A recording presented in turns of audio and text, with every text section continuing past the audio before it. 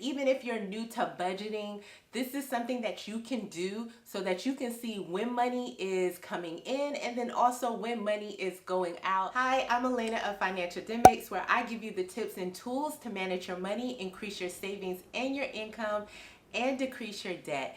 And today I am going to show you how to create a financial calendar using one of the financial calendars that I created for one of my clients. A financial calendar can really help you understand the flow of your money. And even if you're new to budgeting, this is something that you can do so that you can see when money is coming in and then also when money is going out. And then also be able to see where you might spend a little bit of extra money due to, special occasions or any type of events that may be occurring during the month. Let's switch over to my desk. Okay, so now we're over here with a calendar so we can create this financial calendar for my client. What I like to do first is I like to go ahead and enter in the amount of income that's going to come in and when it's going to come in on the calendar. So this particular client gets paid on the 15th and the last day of the month. So they've already told me approximately how much they get paid. So let's start entering that in. All right, so on the 15th, they usually get approximately $1,100 per check.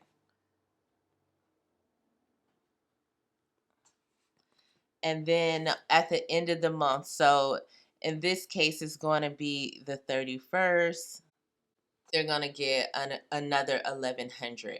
And usually I use green for paydays, but I just can't seem to find my green pen right now. So we're just going to have to work that out the way that we have this going now. So now once we see when they're going to get paid, typically this last check, I always think of this last check as a check for the next month. So I'm also going to come over here and just put a note. So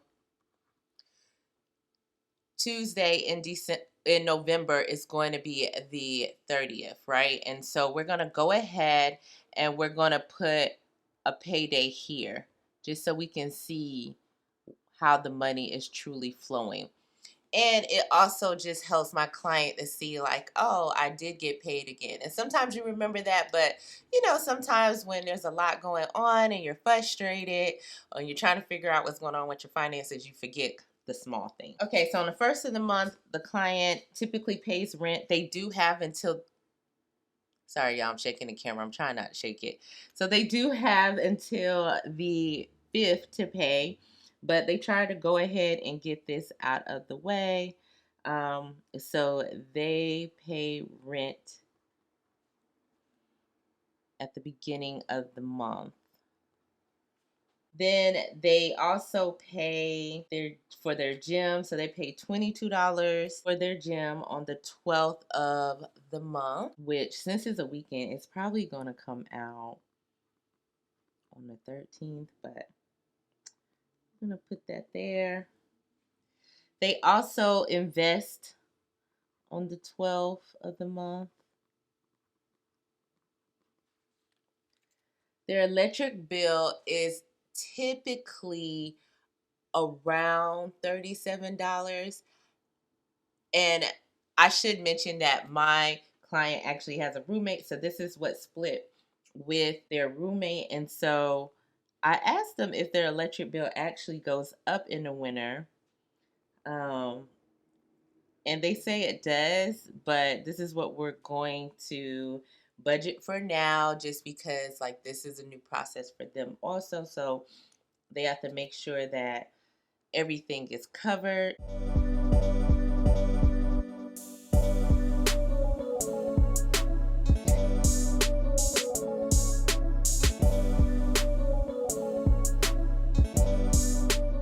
I'm just going to fill this out and then we'll talk about it after I fill it out, just because I don't want to bore you.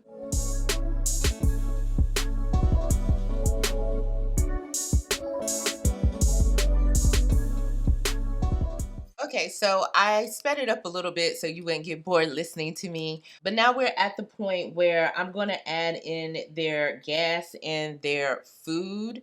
I'm pretty sure the gas may have gone up. I do know they work from home a lot, so maybe not.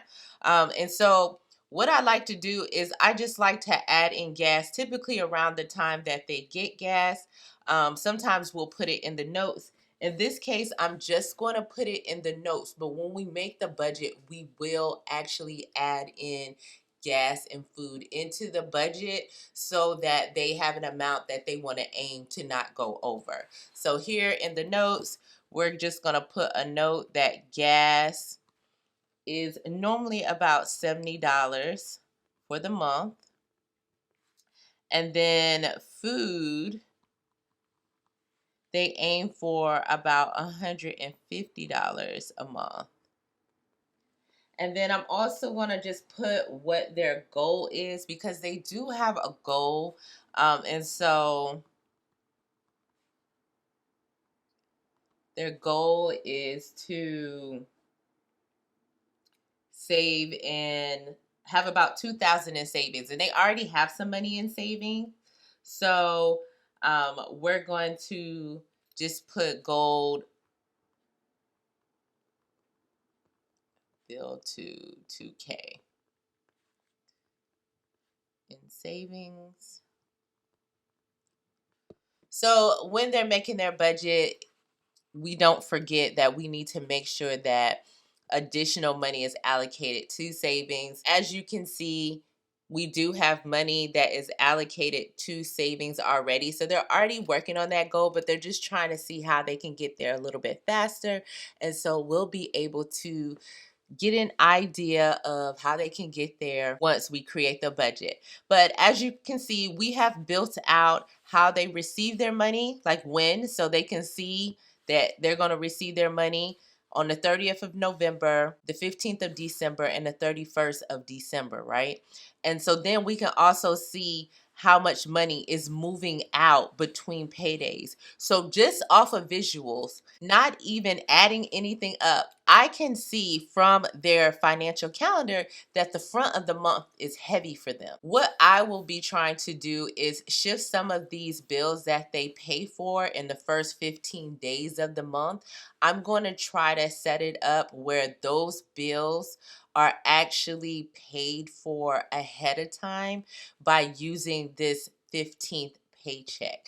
But we have to build up to that. And so when we are creating their paycheck budget, then we will look at how we can shift how the bills are paid. And I will show you how to do that. That'll probably be the third video in this series. But yeah, here's my clients' monthly expenses according to their financial calendar. I really like financial calendars because visually it shows me how money moves. As I mentioned, I could see that they are heavy in the beginning of the month. It also gives us an idea of what else is going on. We know this is Christmas, right? So we know the 25th is Christmas. I'm gonna go ahead and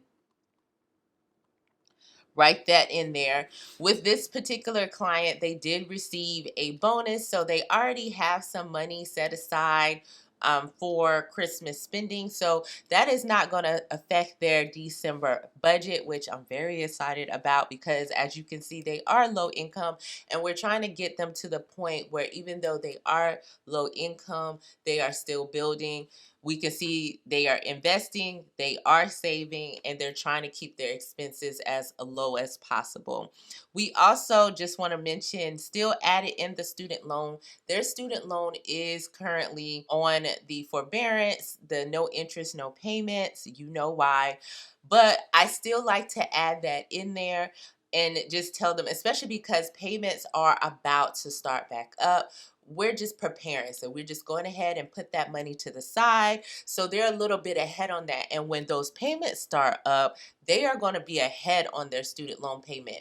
And if you don't really understand what I mean, I'm talking about setting yourself up where you get 1 month ahead on your finances. I'll link a video in the cards. If you don't have a large sum of money coming in, one way to do that is by focusing on a particular bill and putting that money to the side so you can get ahead, and you'll keep doing that until you get fully ahead in all your expenses. So we're working on the student loan right now. We're going to go ahead and get that ahead so that when those payments kick back in, that is something they really won't have to worry about. They'll already have that money set to the side so that payment can be made. And then every time they get paid for the month, they'll be putting that money aside and they'll always be ahead on that payment. And it's just really just in case anything happens, they can adjust accordingly and have a month head start and not really have to worry about it. So that's how you create a financial calendar.